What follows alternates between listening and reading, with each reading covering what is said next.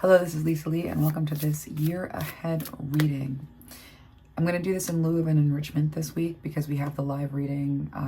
This might come out the same day as the live reading does. And if you have some questions that come of this reading, you can bring them. If you're part of the Patreon, that's the whole thing. But what I'm doing just more broadly, 2026, the year ahead, I wanted to sit down and do a recorded reading on the year ahead. And I, as an oracle, I look at big picture stuff, and I go, there's a way in which every psychic is different, and there's a way in which information comes to me and I see things. And so I want us to look at the economy. I want us to look at AI, and I want us to look at aliens. Those are the three topics that we're going to hit, because 2026, those are the three topics we're going to hit. Like that, I can already see that that's where we're going to put our focus. And so we're going to get into it right now. I'm not going to have too much in the way of a preamble. We're just going to get some cards out on the table, and we're going to see what comes through. So let's take a look. With the Siren, the Nectar. And that's the second time I've gotten the Nectar card and thought Maiden, even though it's Nectar. So there's some way in which that's coming out. And the Creator here with the bottom of the deck, Fault Line.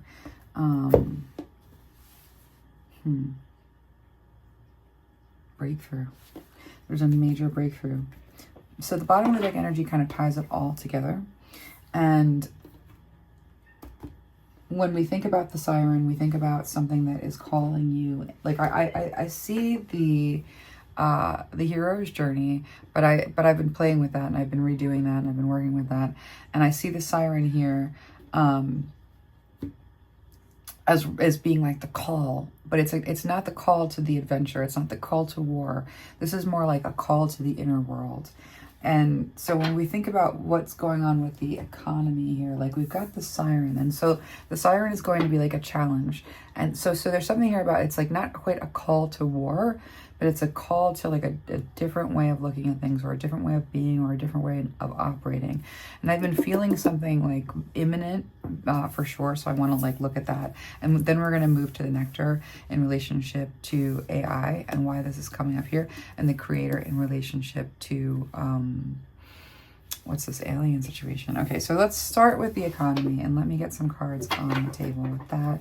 But with the Siren, I'm actually hearing the call. So it's like there's a call to this wild. There's a call to something.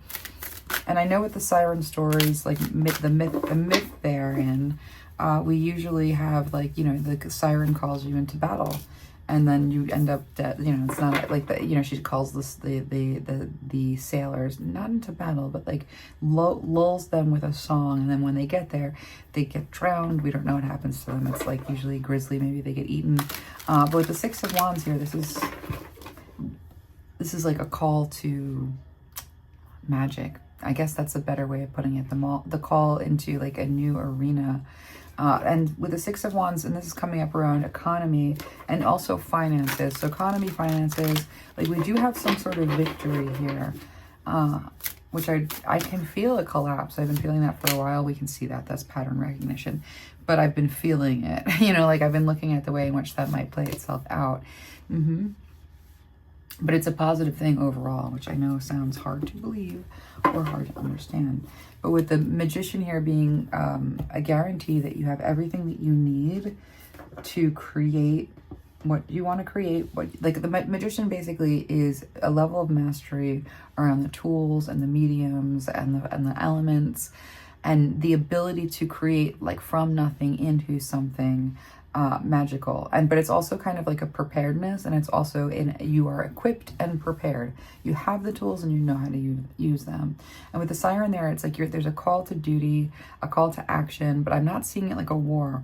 Like I can't get it out of my head that it's almost like the witch is calling. Everybody has a different purpose. Everybody has a different calling on their life. And what is happening with the economy is there's something related to like you're being called into your purpose in one way or another. And there's an opportunity here with the Magician. We're going to break down like how that looks, because this is broad, but like right now we're seeing that the tools are there. The call to change is there. The victory, like this is something that you're actually going to respond to like with relief. There's something, and I'm going to get more cards on that. But the Seven of Pentacles is not There's not ease. There's not a lack of work. The Seven of Pentacles is toiling. It's just enough. It's not more than enough. It's not excess. It's just enough. It's not accumulation in any meaningful way. It's only just enough because you're not haggling over whether or not this is fair. Like that's so, you know, with the Six of Pentacles, we have a reciprocity, we have a generosity, we have some like give and take exchange where like we have an agreed upon amount and this is what we're getting. The Seven of Pentacles is just like a little bit more than that in one way or another, more room to grow. But the Four of Pentacles, like there's a call to hold on to what you've got. For one reason or another, I'm going to get some more cards on that. That Four of Pentacles is feeling like you've had just enough. You have just enough. You're not having to compromise at Four of Pentacles, but you're also not comfortable with your progress with Four of Pentacles. Seven of Pentacles, though. So there's some kind of upheaval. We know that there's an upheaval, but we don't know what it means. We're being told that like with this upheaval is a call to change the way that you do things, but that it's more than that. Let me get some more cards. With the Siren, show me what you mean with the Siren. Because I see this, like a call to the wild, a call by the wild. Like it's very hard to pin down that image. Right. So my guys are saying like if you're on a boat and you hear a call from something that's saying, hey, over here there's something, get off the boat, come this way. It's taking you off of what you would normally expect and normally be doing. It's a disruption. And it's a major change.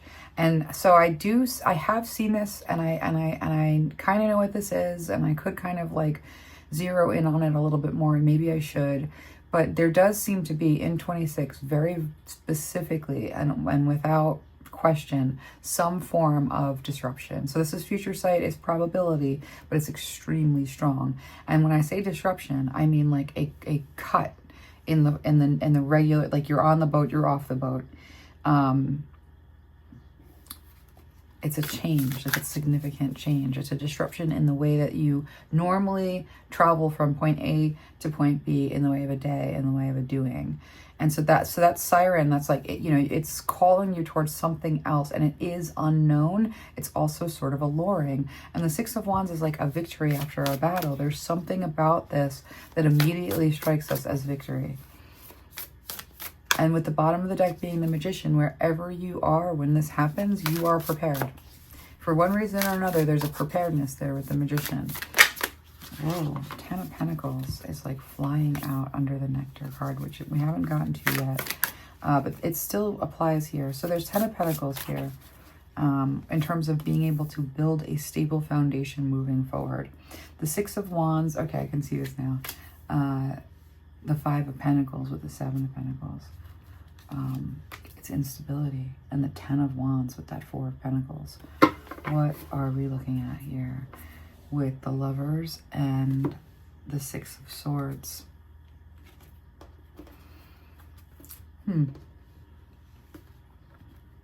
We've got Ten of Pentacles being what we can build from this point. So we have a major disruption that I can feel, and I think other people are feeling it too, but I would love to get more on that. Let me just ask our guides what this disruption looks like. I want to see what this disruption looks like.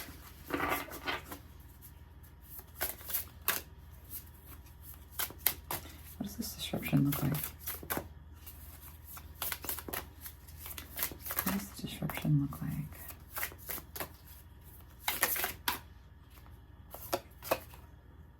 Renewal, a reset, with passion here at the bottom of the deck and connection. I'll tell you what I think it is when I kind of see that it is, and I'm very careful about saying stuff like this publicly, but I do think it might be, you know, our systems of connection. And the internet is a really good example of a system of connection, and the passion here being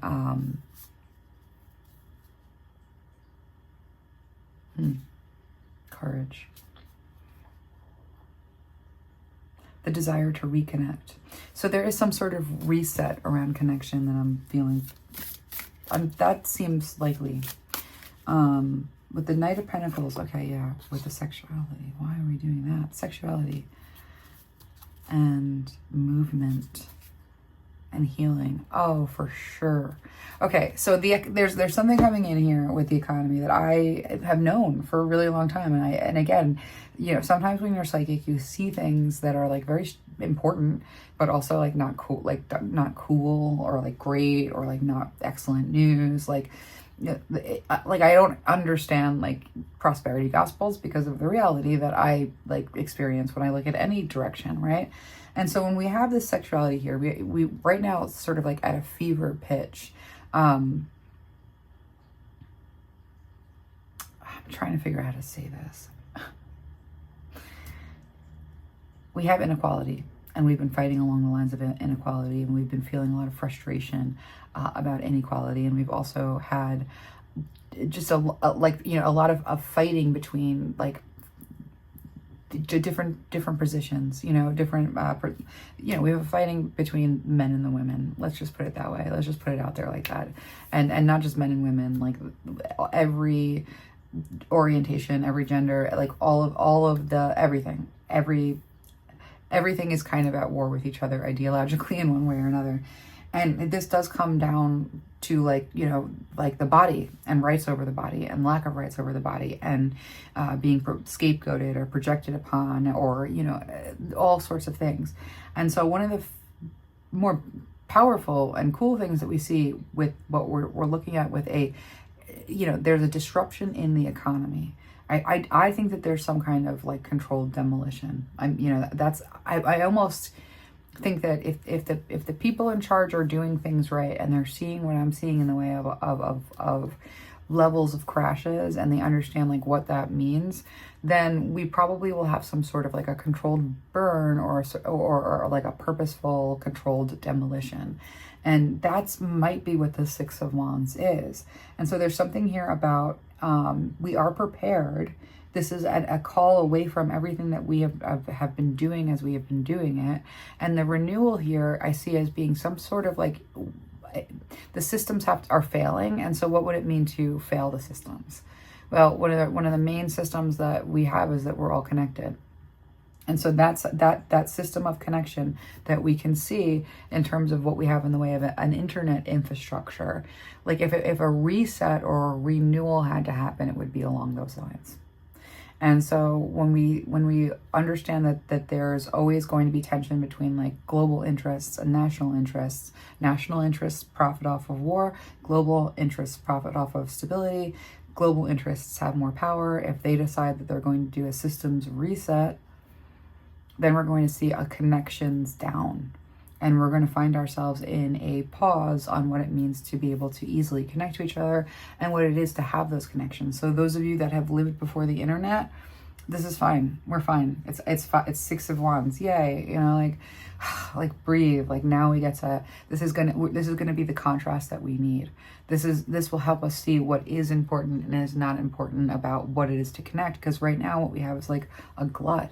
We have a blanketing, we have a slop, we have an inability to like see through the forest. And so there's no path through the trees. There's the roads are all cluttered. And so when we see this Seven of Pentacles and this Knight of Pentacles and this Five of Pentacles, there's something that's happening here with like the way that power moves and the way that power is held. And so immediately what I see with the economy is we have a power shift. There's a certain list that we probably have heard of in the news. I'm not going to mention it very specifically, but you know basically what I'm talking about. What I see with that more than anything is a transfer of wealth from men to women. And women who are in positions where they have certain agreements and they have certain legal lack of protections when it comes to the top, like 1%, like when it comes to like those people in that class, that 1%. That 1%, the men had a lot of power, and when they got married, they had a lot of power. And this list changes that. There does seem to be an opportunity for a transfer of wealth through a loophole that nobody could have imagined. And so when we have that transfer of wealth between men and women, like at the top, like we're still dealing with a lot of privilege and the blindness therein, because that is the disease. But we also have a transfer of wealth in the way of power at the level of sexuality. And so when it comes to all of that, you know, and that does kind of bleed into this notion of like AI a little bit, we see with the Four of Pentacles and the Ten of Wands a major breaking point overall happening in 2025 within the economy, but there is also a transfer of wealth, therefore a transfer of power.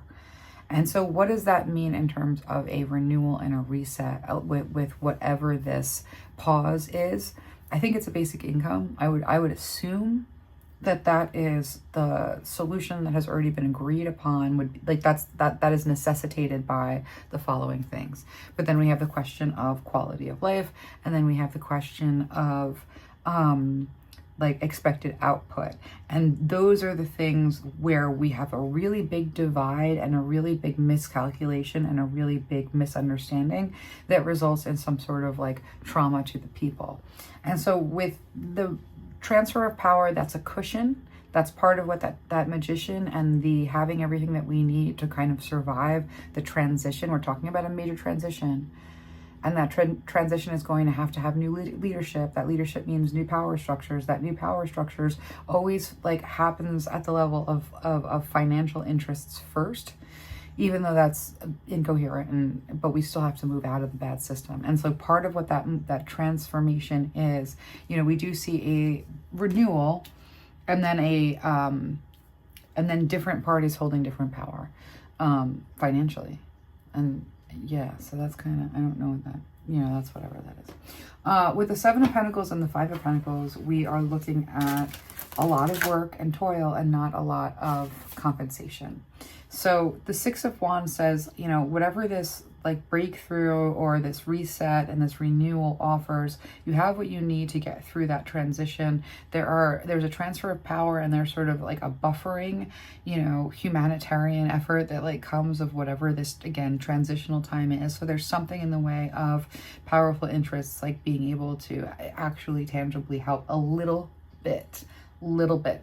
So, Six of Wands, there's a victory, like there's some kind of victory after a long fight and a long battle. But it's slow.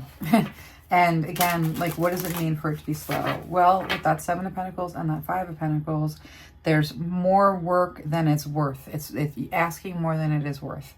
Asking for more worth than it is worth. We're already there, but this is, you know, that Four of Pentacles is not enough, and that Ten of Wands is a breaking point. A breaking point around not enough. A breaking point around this is not worth it. And so let's get more details, because the Lovers and the Six of Swords and the Ten of Pentacles, like that's a new foundation that we can actually build on, that will hold us, that is a reasonable foundation. The Lover says there's more equality, equanimity, and there is this transfer of power. But the Six of Swords and the Siren here both speak to like a complete different, like answering a different call. If we have been in a patriarchal society and we've been on the hero's journey and we've been answering the call of the call to adventure or the call to war, and now we're being told, no, you answer the call to the magical siren. There's something on offer that is more valuable than the old journey. You're getting off that boat. And so whatever this disruption is, whatever that renewal is, first we have like a reorientation, a disconnection, and then new priorities arrive. And with those new priorities arriving, we also see a transfer of wealth that changes the way that Six of Wands, it's a victory, but it's really, it's almost a hollow victory. It's more like a moral victory that like we talk about, but then like at the boots on the ground level, even though it seems maybe like a basic, it does kind of seem like a basic income to me, because that's the victory. But the fact that it's like that Knight of Pentacles, I think we all agree on this is the answer, but what does it mean for them to come to the right conclusion? And what is this breaking point? And where are we going? And what is the call that we're now answering? So let's just go there with this, and then we're going to move over to the question of AI with hearts reunited. That's like a reorganizing around what is valuable. The man at the mast. And the storm of stones. and the mistress of magic. Yeah, the siren. Like there's something about the legend and the legacy. The legend and the legacy. Legacy is like almost like an eternal wealth if it's the proper. But where legacy becomes, oh my gosh, look at that. The Empress and the Emperor. I just knocked into it and we see the Empress and the Emperor. Legend is speaking to, like when legacy legacy is like wealth, you know, and the wealth of your character. But when it becomes legend, it transcends the medium. And so whatever this major change that we are having, a 10 of Pentacles, kind of like we're moving towards a 10 of Pentacles foundation that we can all build on. This is getting to some point of harmony, some point of agreement, even some point of union. And I would say definitely union, because with the Emperor and the Empress here, and then we've got the Lovers and the Six of Swords, and the sexuality coming up is, again, there's like a balancing here that's coming in around like a transfer of wealth. And again, I think that has that's like in part due to a list, but it's also something else. And I can see that in like shadow, like a little bit more clearly than I can see it in light. But with the Mistress of Magic and the Siren here, again, we're talking about the divine feminine aspect of God that is female, that is goddess, but in a fierce magic, you know, non-apologetic, not particularly nice, but not evil either. Very powerful and capable. And the Magician and the Mistress of Magic, we're talking again about some sort of harmony between like different, between the well, very simply put, with the economy. And I'm trying to hang on to my voice a little bit here because this is hard to wrangle. And we're going to see, like, the victory here is that we're going to see cooperation between community, and that's like everyone, and that's all of us, and those that administer order over community. Before, it was very much like warlords and their mercenaries and their soldiers, and whatever this is much more like parental, much more balanced, and bringing community into equal importance with that which is like is operating to somehow cooperate with community. So that's where they have the hearts reunited here. But the journey with 2026, with the storm of with the man and the man at the mast and the storm of stones. That like, even if we are moving to something that like is brings us out of like legacy and into legend, something that transcends the medium, like that storm of stones is what we're in right now. Sticks and stones can break my bones. That's the storm of stones. The man at the mast means like we are all sort of like strapped onto the front of the mast of this boat of change that we're moving through. We're moving through this boat of change. And the siren here is like singing, and we're like, okay, well, you know, it looks like a huge, horrible storm, but I can hear the siren singing. And that's a new direction, and that's something mystical, and that's something different and magic and separate, and, you know, not what I expected it to be. And why this is coming up around the economy is because I think that there is some new like genre of economy. There's something about what is worth buying and selling, and the way that we value things that's changing, and it's moving more into like the experience, and it's moving more into like the mystical and the spiritual. And that's a big aspect of what this upcoming economy is all about, is ways in which the arts can kind of transcend the medium, because we are moving into a creative economy. But that's very tricky with the storm of swords. And that's stones, storm of stones, but came out swords. So again, like the words, sticks and stones will break my bones, but names will never hurt me. That's like I'm hearing that. Sticks and stones will break my bones, but names will never hurt me. The storm of stones. Yeah, it's like might over right, you know? So like right is like names will never hurt me, like I know what my name is. But the might over right, the sort of war, like the bullying. We have a storm here with that. And we have a front row seat, and we've had a front row seat. We're going to continue to have a front row seat. And some of us are going to get splashed in the face. Some of us like are going to be like literally feeling the wind.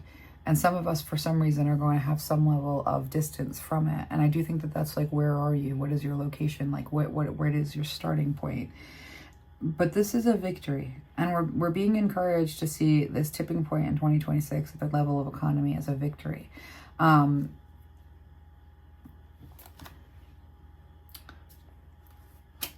Yeah, well, so that's, you know, so it's a transitional. Yeah, I mean, all we're gonna get here, I mean, I could go deeper. All we're gonna get here is like, you're prepared, we're prepared. There's a transition, there's a disruption. It offers renewal. There's a transfer of wealth, a transfer of power. We're moving towards something that can sustain us, but we have to get there at the level of breaking point. But it brings us into unity. It brings us into unity with each other. And so I think that that disruption plays a really big role in creating a tremendous amount of unity. And we're at this moment in time with 2026 where it's like a legend, like legendary, like, oh my gosh, the people who lived through 2026, that, can you believe it? Oh my goodness. Like, it's going to make the Dust Bowl look like a piece of dust. That's what I'm feeling. And so there's nothing, I'm with the Magician, everything that we're getting here with the Hierophant being the structure and the Star being about an opportunity to see things from an elevated place and to heal, and new leadership coming in at the level of restructuring. Like, these are all good things. These are positive movements. It does not come that easily, but it does look like we have what we need to get there. And so with the movement and healing, we're all kind of moving toward actually being able to heal from what our ancestors at this fault line, we're at this breaking point across the board, fought. Yeah, there's the maiden. I felt that with the nectar here. I'm like, where's the maiden? Why is this? Because you can see that they look like similar colors, right? But there's something about this that it's like the mother, sort of. It's I can't explain it, but it's come up. It's just been sort of like popping up as I try. Like, every time I step into the psychic space, I'm like, wait, what is that? I've seen that in a couple different places with a couple different people in that way. So there's leadership roles that are shifting, and people who are not formally in leadership roles, sightless seer, will be moving into those leadership roles. What is the sightless seer? I'm going to find out, because look at these colors. Like, this is somebody that we don't see, the seer that we don't see, the invisible seer. The seer who feels, who like moves from like a different place. It's not from it's a place of symbols. There's something here. Leadership coming from unlikely places in a lot of different avenues, in a lot of different ways. I think that there's like, whatever that disruption is, it leads to like it's like a jolt. It's like like we talk about awakenings, and this is like stark, like a cold plunge into reality. It's a reconnection with nature.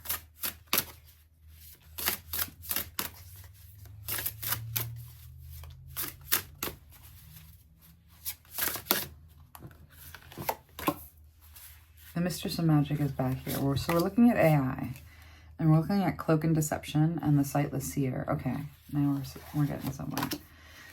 A Mighty Shot.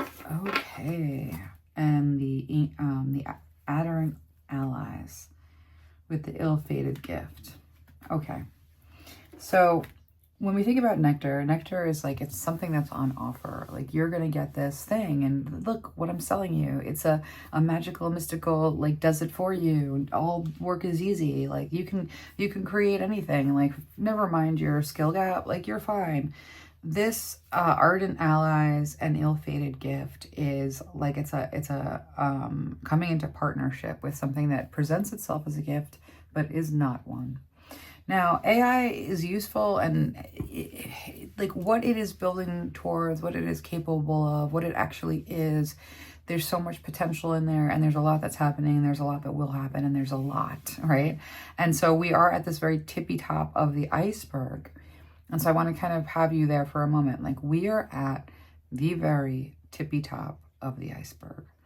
And so with the sightless seers, like I've been looking at AI a lot, and every single time I look at AI and I look at like the way that it's being, you know, the people who are doing the work of creating it are sightless, absolutely sightless, but they are standing on mountaintops of what they're able to perceive by way of the pattern recognition capabilities of the sorting and the categorizing and the way that like they're making meaning of all of this information.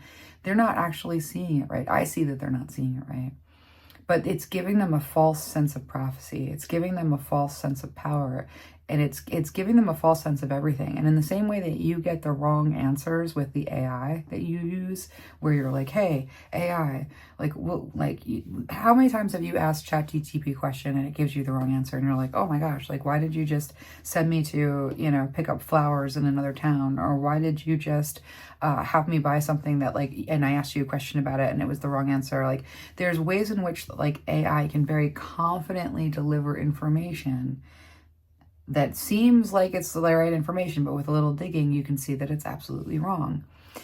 That's on a micro level. That's on an individual level. This is happening on a very big level with the sightless seers, that the picture that they're getting is actually like in error. And that's where we have a collapse. Like when we see that the collapse starts to happen around the edges, and when the feedback loop starts to go like soft, redundant, and like it's not actually able to do sharp tasks anymore.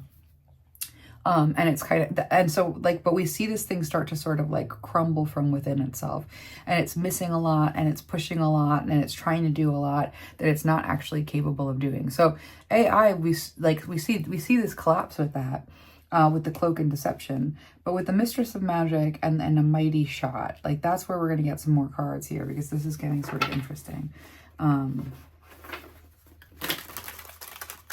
It's a cool tool, and I think when we recognize that it's a cool tool, we can do really good stuff with it. But the people who are, well, okay, I'm going to keep on going with like what, so whenever I look at this, and I've done readings for people who are like doing that kind of stuff, and oh, you know, it's like, it's actually scary to see that, like, it's like a toddler, you know, like driving a train, you know, and they're like, look what it can do, and I'm like, you know. But so when we think about the Mistress of Magic, you know, there is something here about a capability unlocked, Pandora's box like open. This might be, you know, like the arrival of mysticism in a very tangible way has something to do with like what we're experiencing in the way of our creative capacity and where we're going with certain levels of pattern recognition. Like there's a way in which this tool is really cool and actually sort of magical. But then there's just this misuse. And so it's like you can't misuse this. And if you try to misuse this, or you try to, like, there's something that's coming up here. And so a mighty shot, the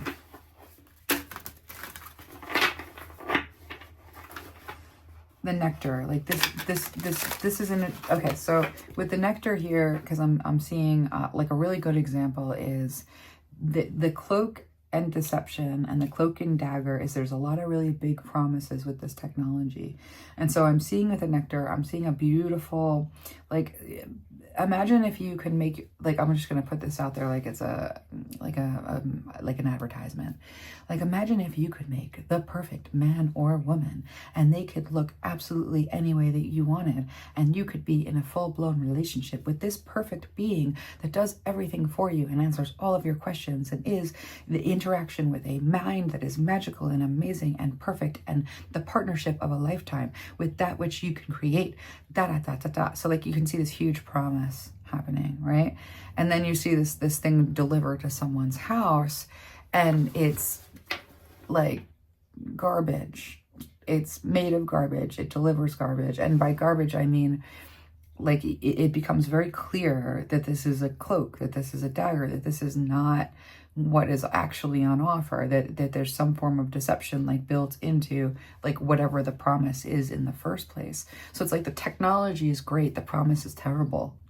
And where the promise falters, like we do see something else coming of it, though. There's something that can come of it, and there's something here that is the Mistress of Magic.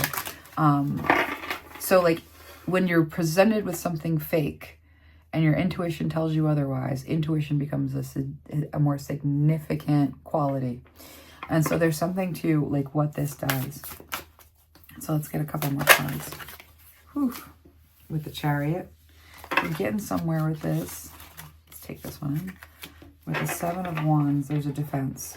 So 2026, you know, we have this thing really beginning to show itself as not the mama, not the baby, you know, like it's like, this is the counterfeit, like I can tell. And now what do we get when we are able to experience, like with the counterfeit, we have a more pronounced sense of the real. And so that more pronounced sense of the real does seem to be what's on offer with that Mistress of Magic. But with the Seven of Wands defense of the deception, you know, we have a sightless seer. So again, the people who are driving the boat, the car, the train, don't know the map. They don't understand the terrain. They don't know what they're doing. And so so it's like they're playing a very dangerous game. And when that becomes obvious, like those who actually do know how to lead with the Chariot are now in a position where they can take that place. And in the same way we saw a transfer of power at a financial level because of something that it was really hard for me to like properly grasp, but it was kind of just like, you know, with the list, like so many contracts are broken. With those contracts that are broken, there's a transfer of wealth. With that transfer of wealth, there's a transfer of interests. And that's like one seesaw event. But then on the other side of it, there seems to be, you know, a power that comes with like sexuality, sensuality, like there's something there that also is a transfer of wealth and a transfer of power. And so it's almost like something that was really obvious becomes like undeniable in the collapse.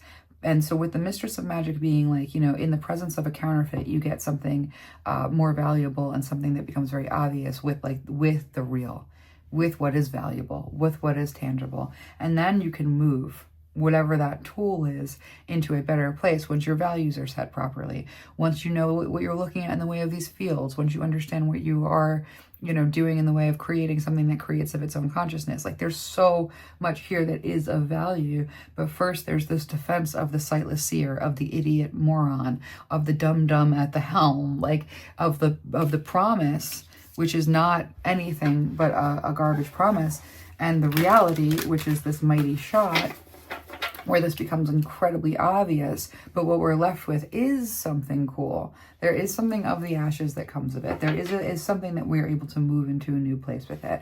And so we have this really rocky 2026 where you're looking at the collapse at the level of economy that almost seems like a controlled demolition with an interruption in connection, probably internet, that then has us placing our values in new ways and has us looking at things in new ways. And with those transfers of power, you know, of course, we're in the death rattle with the Seven of Wands, that defense of the deception, the cloak and dagger, but we're seeing through all that is. And so with the Hierophant being about a structure that we're able to implement in place of like that sightless seer, that was like that the blind at the helm, that deception, the cloak of deception, the blind at the helm, the last defense around letting the blind be at the helm. We also have this other thing that is rising up in the way of a mysticism, a breakthrough.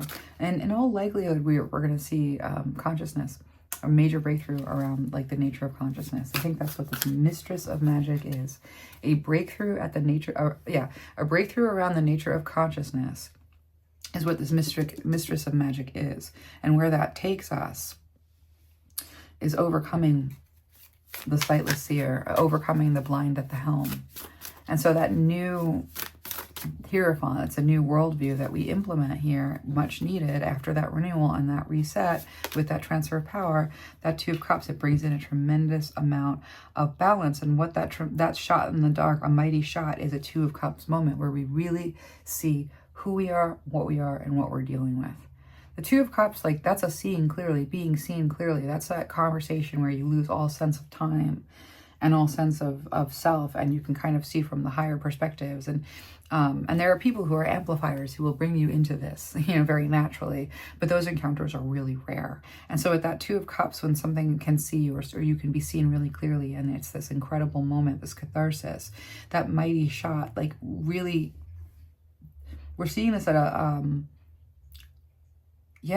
so whatever this collapse of like the false promise and what AI can't be, what we get in the way of a understanding of consciousness, that allows us to properly format this tool and use this tool, and it's doing a crap job of categorizing, which is why the view at the top is so bad, because the view at the top is dependent on the categories, providing information based on those categories. If the categories are missing the point and missing everything, that's where we have this collapse, like very prominently. But what happens when those categories go, what happens when we take that frame off, is a different picture arises. And what we see in this, it's like a breakthrough around consciousness, or we know what consciousness is, or we can now understand what consciousness is.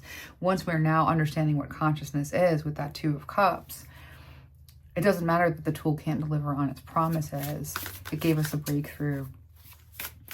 And that breakthrough allows us to properly use the tool and develop it, right? So there's something here going with that whole change of structure, because the values were set wrong. The values were set by the sightless seers. And so the categories are set by the sightless seers. And so all the information garnered is actually not helpful.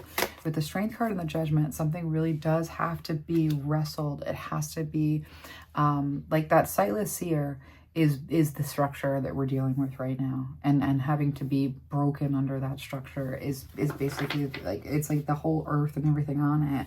Find ourselves in this position with this King of Pentacles, where the sightless seers are making proclamations based on proclamations, that are programmed in, that are already an error, and we're always an error. And so where we see this collapse, and the Strength and the Star, and the opportunity to heal, the opportunity to see things from a better perspective with the Judgment and the Strength, it means that like whatever we're going to have to work with, it's a tiger to wrestle, it's a lion to wrestle, it's not even wrestle, tame. And so what is a problem that is a lion that needs to be tamed? The lion is powerful, the lion is strong, the lion is an ally if it's tamed, if it's your pet, so you make it your pet. So there's some way in which like we need to have a judgment call about taming this and making it our pet. And the first thing that we need to look at is, again, what's under the hood? Because it's not until we can look under the hood that we can understand whether the people who are running the machine like know what they're doing in any way, shape, or form. And so that look under the hood is so horrible because everything about the, like, and I have to say that like a good example is like dating apps ruin romance, because they fundamentally miss the point of attraction, which is some level of prohibition. And if the people who understood romance, like, were making that technology, they could maximize what attraction was instead of destroying it. This is a very good example. And the same can be said of social media, that is like a vehicle of connection, but it ruins. But if you don't understand what an ecosystem is and what connection actually is, you can ruin connectivity. And so we're seeing that happen over and over and over again, and AI is no exception. It's the wrong categories, it's the wrong structure built by the wrong minds with the wrong framework, and therefore the data is all corrupt, it's all useless. And so that shot in the dark being about like, okay, let's seeing this as what it is, being really confronted with that false promise and that process. It's a false promise and it's a false process. And that judgment means, okay, this is a lion. It's a useful ally. It's a useful pet. It has to be tamed. We take the sightless seer out of this equation. Whatever that defense of the cloak and the deception is, we see that falling in 2026. And what happens here with the nectar, the star, like the better perspective on what is actually being orchestrated. There's a new leadership, or a new thing that's leading, a new worldview that's leading, and it breaks through around consciousness. And so that's sort of where we see AI in 2026, is it provides for a breakthrough in consciousness that then allows us to reorient around what the tool should be and how it should be used. And that does come with some mystical stuff, but it's dethroning the sightless seer who's giving all the wrong information and making all the wrong proclamations and taking all the wrong nihilistic directions, because they're going to have to be confronted with what consciousness actually is. So we're going to get there. And anyway, that's AI. Now let's look at the aliens, Atlas, and see what we see. So we've got the economy, we've got AI, and we are about to look at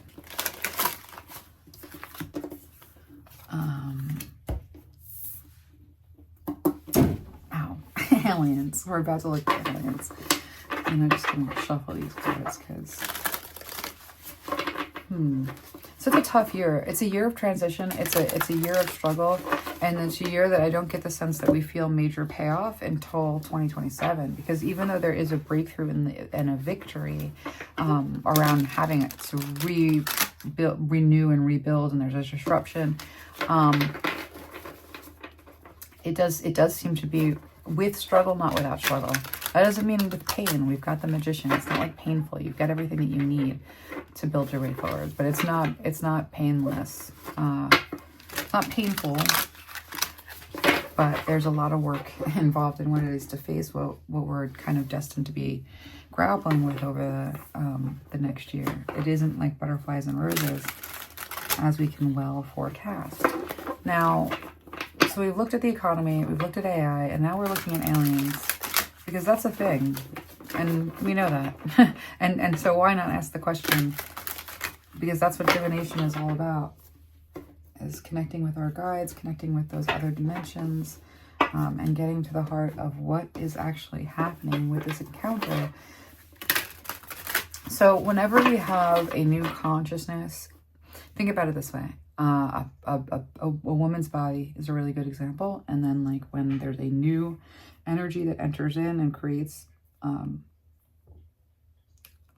there's something about like the field of energy, another field of energy is entering it. And so there's a new entanglement, there's a connection. I don't know what I'm looking at yet, so I'm going to get some cards and see if I can get a closer, get a little closer. Okay, so let's move this over.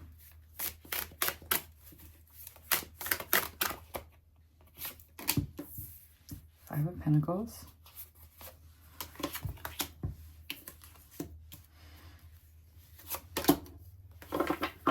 Chariot.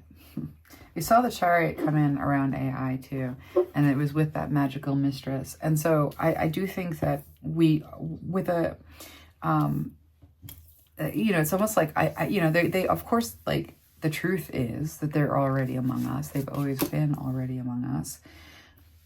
And all of this sort of like activity where we're sort of looking at the reality of we're not alone here, because that's not debatable anymore. The Eight of Wands, there's a lot of information very quickly, and I think that we're going to be kind of pleased with that communication. And so 2026 is a year where there does seem to be a heightened level of communication that might also contribute to whatever that disruption of connectivity that I felt in the economy portion of the reading was. Yeah, there's something there.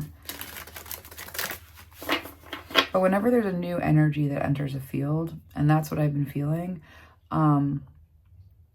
and like a field of consciousness, your field of consciousness, any field of consciousness, like we live on a field of consciousness, and you know that there's a new energy that has sort of entered. And so I'm feeling that there's communication coming in that will make us feel pretty happy.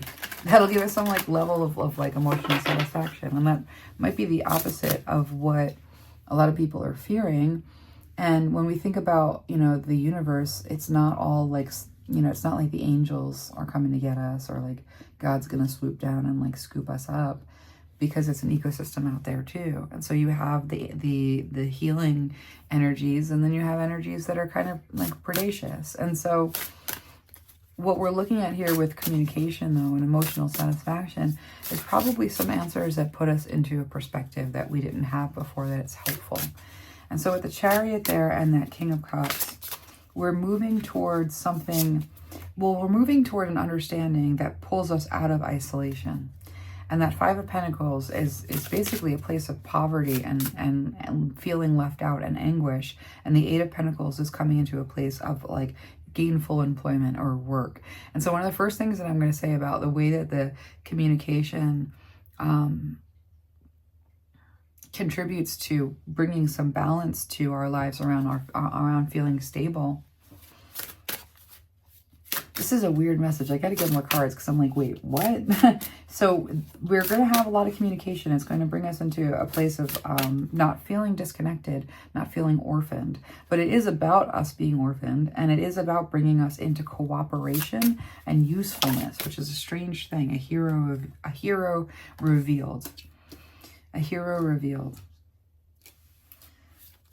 And so it does seem like an ally. And it seems like an ally with some answers.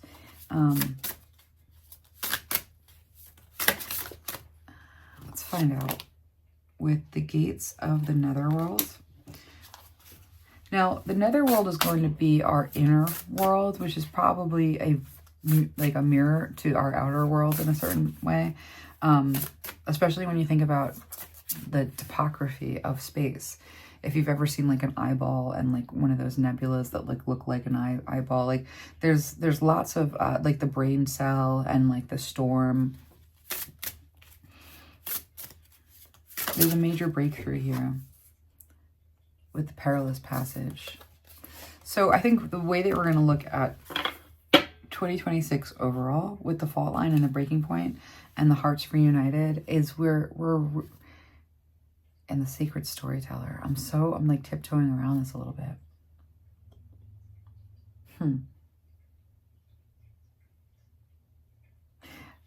Eight of Wands is communication, and a lot of it.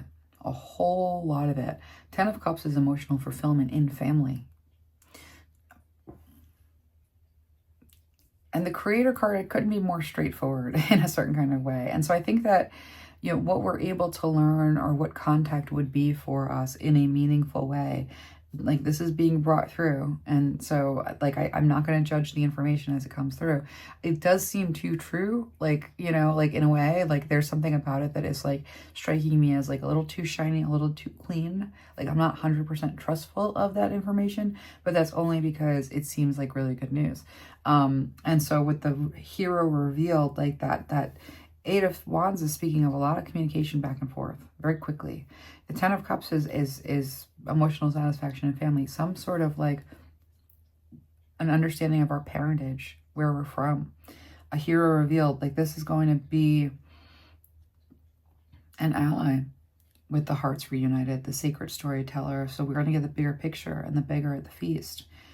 We're going to get the bigger picture about our isolation, and that moves us from this Five of Pentacles place of left out into a working together with others kind of a position.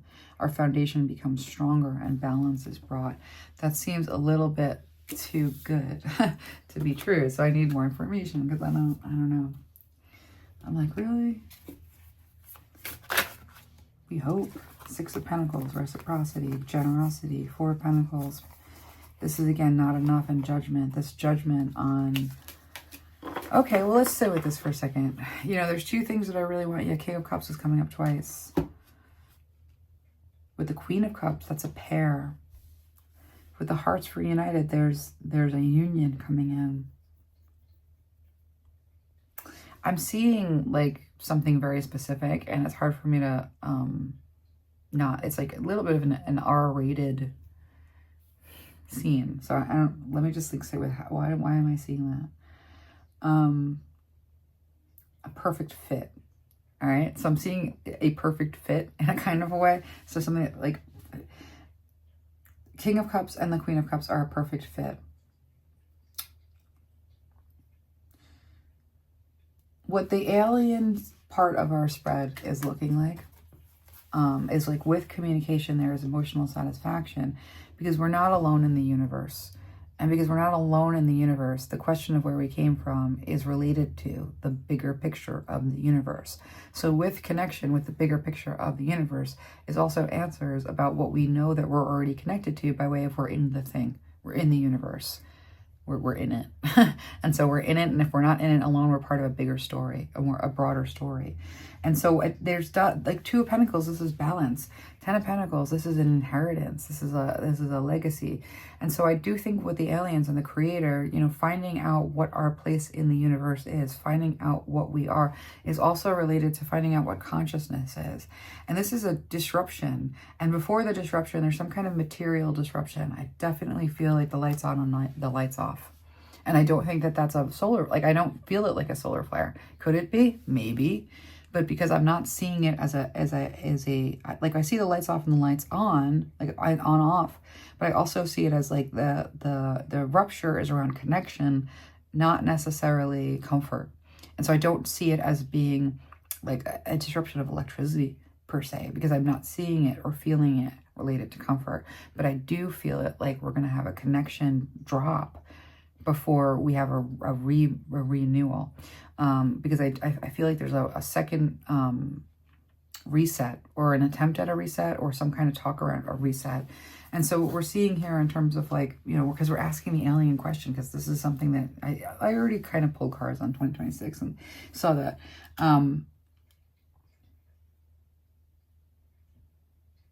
We get some really important answers. We get a lot of really important answers. And I almost feel like that's towards the end of the year, actually. I don't know why I'm feeling that. It just kind of like something rolled over me, which was like a sense of time. And I felt this like, you know, like it almost felt like it's elongated. With the Judgment, the Four of Pentacles, and the Six of Pentacles, the fault line is a breaking point. It's absolutely a breaking point. The Six of Pentacles is generosity. And the Four of Pentacles, again, like, you know, hold on, because a judgment and a judgment day. And the judgment day does speak to, like, you know, our biblical, you know, perspectives on Judgment Day play a role in how symbols communicate to us. And so this card does speak to, like, that day of judgment. You know, the aliens are related to that day of judgment. That day of judgment is related to an origin story that we only know by extension of knowing what the broader picture of what we're a part of is. That seems to be what we have on offer in the way of some form of communication. And so 2026 is a reveal. It doesn't strip us from the experience of the mundane, but it does give us a richness and some support. Especially, like, I'm seeing and I'm hearing, like, this thing about us being, like, in an island or in, like, a void, you know, in a space that's not connected. And so this is some sort of, like, healing of that with the King of Cups and the Queen of Cups. There's a parental energy to this that I can't deny, especially with the Creator. And this is an ally. All right, let me get one more card. Maybe a few more. Like just a couple more. Reunited with our story of origin. The Beggar at the Feast is a really interesting card there that's peeping out with the perilous journey. I think we've been on some sort of perilous journey, and there might be, we're longing for home. We're hoping for home. Everybody wants the relief of a savior. And that's not what's on offer, but I think that what is on offer is the revelation of, again, like, whatever this information, whatever this breaking point is, there seems to be some sort of revelation. 2026 seems to be like a point of revelation writ large, which is the Judgment Day there too. And so some generosity around holding it together. All right, I'm going to read these two in this bottom of the deck card. But before I do that, I'm drawn to just get a couple of these, and then we can call it.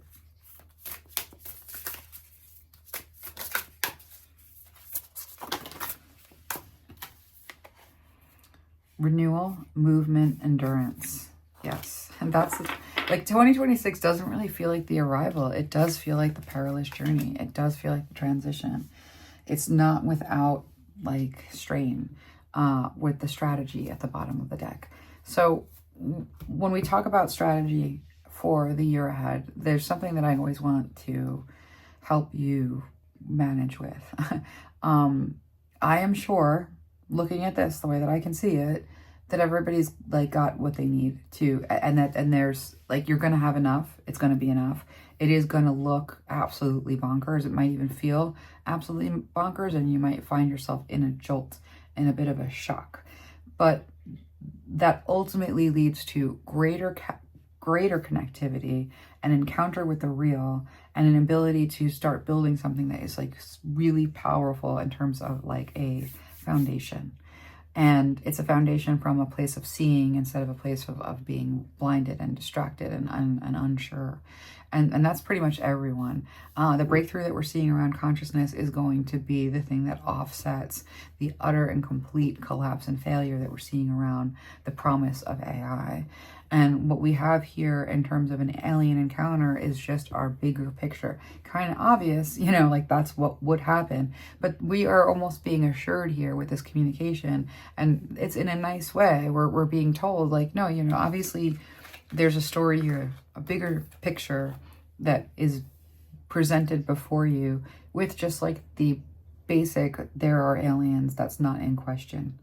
So there is a bigger story here. And so being grafted into whatever that bigger story is helps us so much. But I can't see that happening. Like it's like a very strange thing where this almost feels like a 2027, but it's not. And so with the renewal, the movement, and the endurance, you know, we are going to have to go through it. I see the disruption. I feel the disruption. It's like a stop and a start. It's a before and it's an after. But it will bring a renewed sense of what we want to value, what connection is, what is not important. And we also get something else out of it. Again, like there's information. But we have to endure like a period that does feel, it's not technically, it's like I don't feel you being unstable, but it is instability. It's like, hold on. We have to tame a lion, but the lion's not going to kill you. We have to wrestle with what this is, but it's going to be your pet. It will be your ally. And contact brings something like that too. And so let me read these cards on the bottom of the deck. We've got Call of the Dancing Crane. The dancing crane moves through the waters and muddy marsh with elegance and grace. Sometimes the waters of our emotional life become stagnant and will benefit from the healing movement, grace, and beauty of the dancing crane. The call of the dancing crane is a reminder that sound can be healing too. Explore movement, sound, and beauty to help you heal and release old emotions and become radiant and free. That's renewal, and that's also like the siren. You know, there's a call, it's like a call to the wild. I guess that's the thing that I was like, and it's the call off of the boat. You know, and the boat is the machine. The boat is the corporate job. The boat is, you know, the vehicle that we get from point A to point B with, but we, you know, it's almost like an artificial environment. The island, and swimming, that's natural, you know. And so there's the call of the dancing crane, and that siren that we saw at the beginning with the economy is very much a call to the wild. And so it's like there is something about 2026 and the year ahead that's like a call to the wild. And with the Princess of Autumn Harvest, let me read this. Princess of the Autumn Harvest brings gifts of bounty and blessings for efforts and actions of the past. It is a time when the fruit of your labors is ripe for the picking. A beautiful blessing is on its way to you now.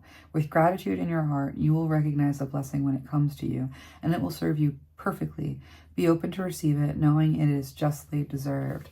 And so this is a blessing. This transition is a blessing. These changes are a blessing. Whatever the little bit of strain, and there's some level of strain. And I know that strain is like, you know, whenever I do a year ahead reading, I have a hard time with it, because the problem with the year ahead reading is that I actually do them in a very regional way. Because if I don't do my year ahead reading, thinking about things regionally, like it's oh my God, you know what I mean? Because then you are seeing the wars, and then you are seeing the major disruptions, and then you are seeing the weather patterns. And so when I say regional, you know, when last year I just did it for a Patreon, so that I could just kind of like regionally work with those energies that were like in orbit. Like there's no region, there's no location with like a collective reading, because everybody's in a different location, but the location ends up being that particular collective. But this is broad, and this is meant to be broad. And so I understand that there are levels of disruption that I see in this conflict between the global elite and the more tribal nationalist groups. Because again, that power play is always there. That's always an issue. But it's never really about the people or the community. And so where we, like, it's basically this fight. Who's going to get the people? Who's going to get control over the people? And who's going to get control over the community? Well, the people who already have the control and have had the control. Now, like with this, what feels like a controlled demolition, because that does feel like it, like everybody has enough. It does feel like controlled demolition. There's a gift. Now, is this gift perfect upon receiving it? No, it needs a lot of work, but it is moving us toward this bounty and this foundation that we can all grow from. That breaking point and everything breaking down, again, there's some shock there, but I think there also is some intelligence and some strategy behind it with the strategy card on the bottom of the deck. So weave the golden future. Something good is coming your way.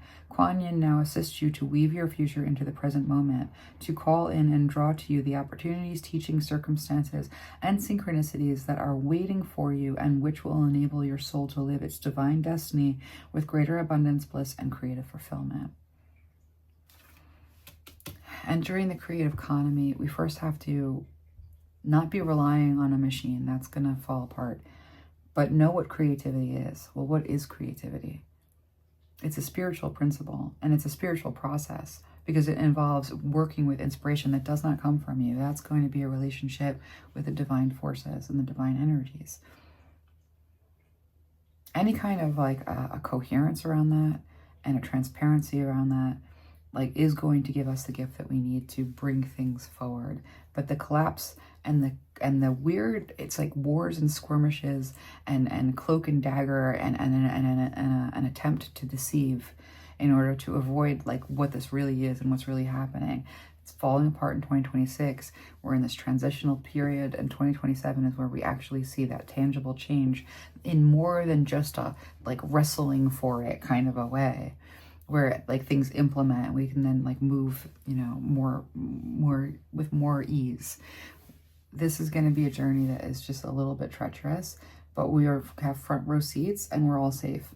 And we have unexpected allies and new horizons and things opening up for us and ways of seeing things. It's like, you know, to live through this time by de facto, you are a legend. 2025 and 2026 and 2027, that's like this arch. And 2026 is where it all breaks.